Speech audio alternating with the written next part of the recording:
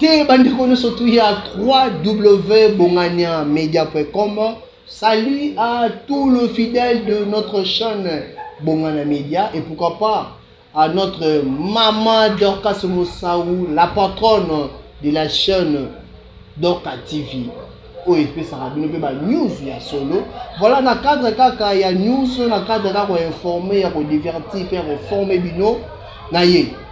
Boyebi c'est bien moi, Dimitri Bongania la formule gagnante, ça fait tant de jours. Nous avons les gars sur le caméra, j'étais derrière la caméra parce que c'est aussi le métier que j'aime beaucoup, être derrière la caméra, être un caméraman, monteur, réalisateur. Voilà. Je suis étant que journaliste et reporter, vous savez la raison qu'on récolter, bon, va donner, qu'on va traiter pour diffuser. Voilà. Le nom, pas si peu moi, mawa, de Kamamutakalisation. Je reçois tant de appels de Beninga Dimitri Olobite. Dimitri Osani analyse.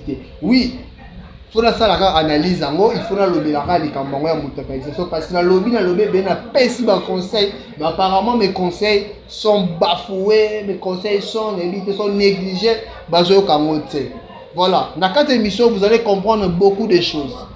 Beaucoup de choses, raison pour laquelle je vais vous demander d'aller juste au coin là où c'est écrit abonnez-vous, Nassé. Que nous cliquons on a pour s'abonner pour ne pas rater de telles analyses, des analyses réfléchies.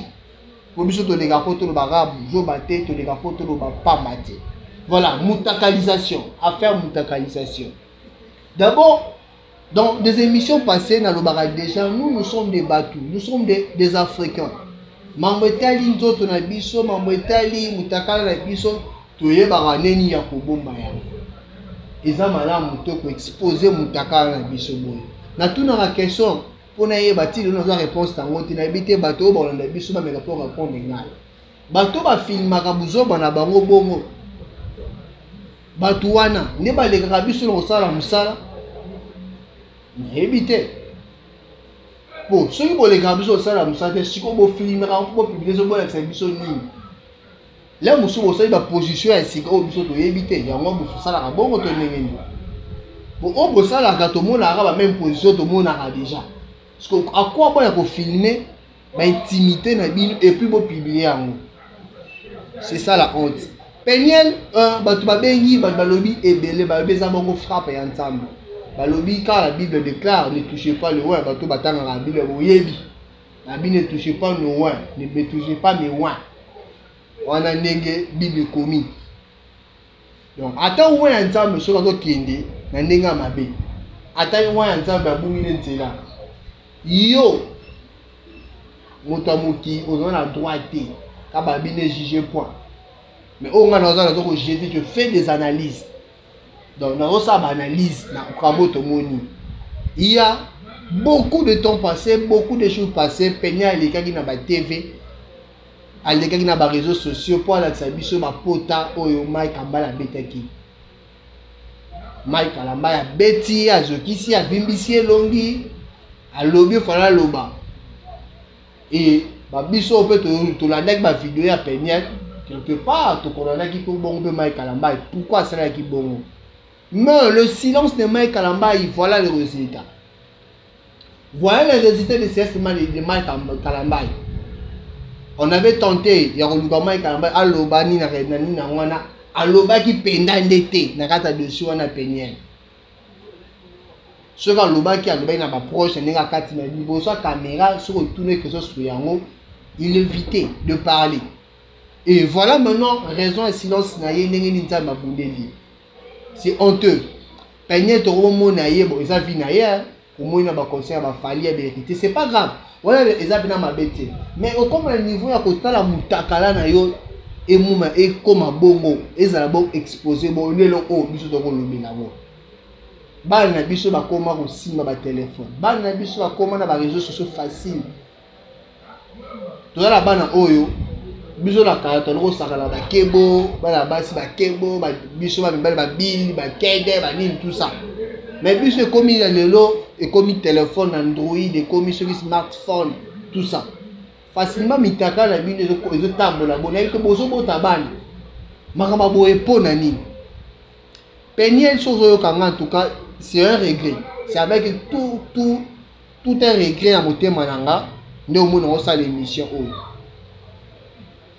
nazwi kaka courage po bato babengi balobi ya mingi omona su courage na bite naleka quand même naloba bavideo bozomona ya Peniel wana eza ya ye eza pene ya ye eza montage te eza ye oyo bozomona azotambola apesi mokongo azomata soki etage eza ye video bozomona expose mabele na ye eza ye eloko koyowangana na eza te eza pene bomona banzaka oyo eza na mwasi oyo azosala kabu ya bombo chokola wana eza ye banzaka ono komona yango komona yango mpe ntango baosala video na mobali ne wana ya États-Unis donc eza ye donc pour vous rassurer et pour vous informer le monsieur oyo basali na ye video wana c'est pas le monsieur Jackpot oyo bato bazolo basali video ya Jackpot non Jackpot aza na kati ya video wana te mais sauf que selon ba rumeur parce que ba rumeur peut ils rappellent des informations c'est là où nous tirons sur les informations à partir de rumeurs que Jackpot ne na ndenge bazala ki na Peniel amoni ba vidéo wana téléphone ya Peniel ne yene a publier yango ne yene muta partager yango na kati ya réseaux sociaux bon Jackpot na Peniel bakutana ki wapi muta saki relation wana ya Jackpot na Peniel ezaki bon pasteur Denis Les yemo pasteur Denis a témoigné yango na ndenge akutaki bango mbali or pasteur Denis a bitonga tsaki bango ezaki te la relation ba bakoma mwasi na mobali ezali bakoma ka ba mi ba na ka osolola ka ndenge ezalaka mais nzoka na sima na ngosu bakoma ina niveau ya ba intimité ya mwasi na mobali le moni Jackpot pareil ni na zo ba solo ba rumeur yene muta koteki na téléphone na dernier la retrouver ba vidéo wana ya mobali ya Peniel o bazane kuna na Amérique ne ba osala busolo.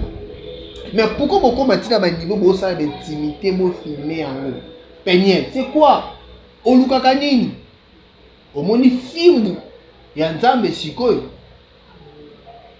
omoni film ya Nzambe depuis okiyo sa makambo wana na tomoni Mike Kalambai na makambo so mabete ya busoto ya salite so ya zayaki mabe jusqu'à tomoni yango te yango bato yo basambelaka bato oyo bafukamelaka nkolo bato oyo bazwaka mwa ta ya losambo malgré masumu na bango totushaka bango te bandeko oyeka so na yemba toswana entre biso na biso mais na basala Nzambe te omoni fimbu tokomona mutaka no partout na ba téléphone na ba réseaux sociaux partout mutaka no ezali Peniel donc ils sont concession en émission et ça l'a pas si Peniel mamosali et puis nous comprendre de quelle manière yo kutela ki sous na mai pour bolingana pour makambo ça la weza makambo ya o baba ebula ne mta sala kango ebula oyo sali wana ze ebula nda sala kango ko dego sala musala wana se ko yebi musala o yebi ngo Peniel ngo sala ngo Peniel kito. Donc, c'est que Mike qui part pour supporter. Ce que mon mobali a longo le beau qu'on a bêti moi si, c'est que ma camouana au moins ça sale les keng ma casse mobile a pour supporter. Parce que biso mobile, tout le bana ba geste, tout le bana na regard, tout le syndicat, tout le kanda, tout ce qui a la maîtrise. Mais le beau que l'on a le comme pas moi si c'est que comme ma bé. Donc, c'est que Peniel au coma qui n'a niveau mort au suicide qui est de mon habita qui. Donc, c'est un conseil. Il y a des personnes qui sont un peu comme star. Aux comédiens, aux musiciens, aux qui que ce soit pasteur, ceux qui n'ont. Attends, au sein de la vérifiez ma caméra. Pasteur Denis Salobango. En tout cas, ma caméra est à tête. Tu quelque part, ma téléphone, ma ligne, c'est tout ça comme bon. Et tu as une réception. Mais tu as ma vidéo à Peniel donc il dit malamment Peniel et Denis ici. Ah l'homme de pétage. L'homme de pétage. Vidéo est Bibi. Mais quand on vidéo à Kala vidéo à l'éloqué. Là Kala. L'homme de pétage me vidéo est Bibi. Si vous l'avez évité. Tout ça les missions là yo on le dit que yo jamais. On va passer le soit limité, me terra la boré mon ami. Oh, pasteur, ce qui est avec vous, qu'on a rien que ça soit pas gêné, ce qui nous tape le monde, et yo et moi en la mais ce que automoni, mais ça va y a automoni c'est un nini. yo pe demande explication to luka pe yo to luka to yamba lisusu parce que yo lo ba ki ayo ezala te yo ezala te na makambo yo to kokuta na yo te yo za pasteur moko ndenge na bango te ozaka mayelo ozaka pe prudent mais siko boye eza nini tozo comprendre te place ni boyo mema biso place ni boyo mema biso bandeko wa bolingo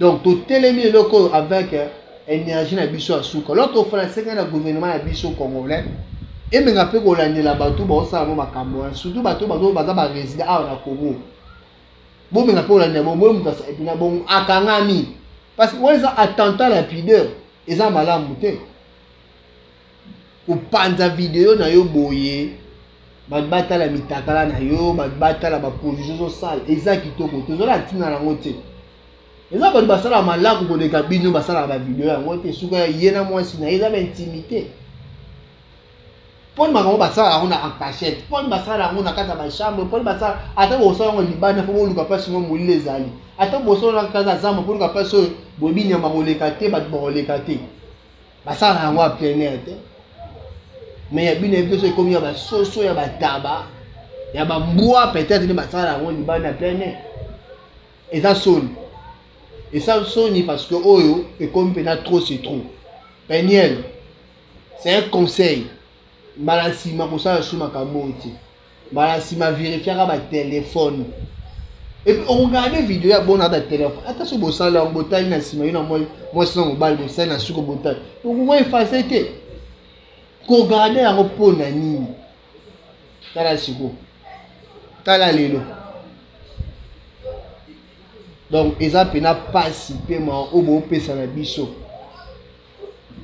bana biso bakongo yeba ba sanité kaka bo facilement bana biso bazo kota ba réseaux sociaux bazo mona mitakala bo et tant on poser sur ma question tu réponds ni parce que Peniel toi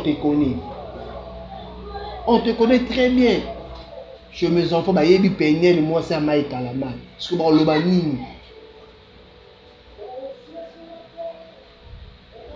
Donc, information ça na ici mino que vidéo bon mo o circuler dans jackpot le monsieur ozo bonga o baye o ba sali connaissance chez bakota suka grâce à Denis Les ba sali connaissance na Peniel et ça a été déjà mobile no ba vivre ne kuna na États-Unis na Amérique ne moni vidéo ba sali wana na lengi na bitoko na ba sali yango wana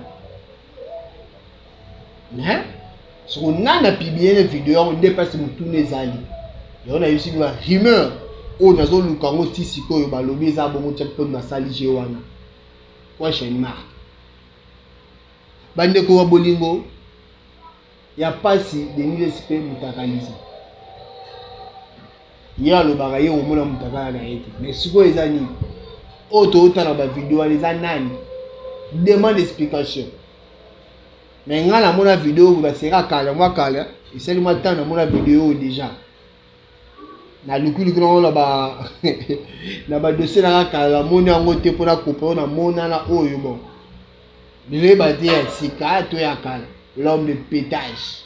Merci na mane o bozali scotché ozali bongo connecté na ba chaîne na biso nyo surtout ni botali vidéo en tout cas bon ça merci na maman Dorcas Moussaou parce que yene mutu bengai lobby pour ebisa que internet yini nga zanya olala internet yini ba publier mais lokola kuweza la quitter mais on travailler ça te oza kinja se botala kaka mais na salle fort bozo quand même vidéo to menga pe ko expliquer mino ko tenir makambo o eza passe pour na biso na oza ba commenter na CC pour te ba ndenge ni to progression na kata makambo wana.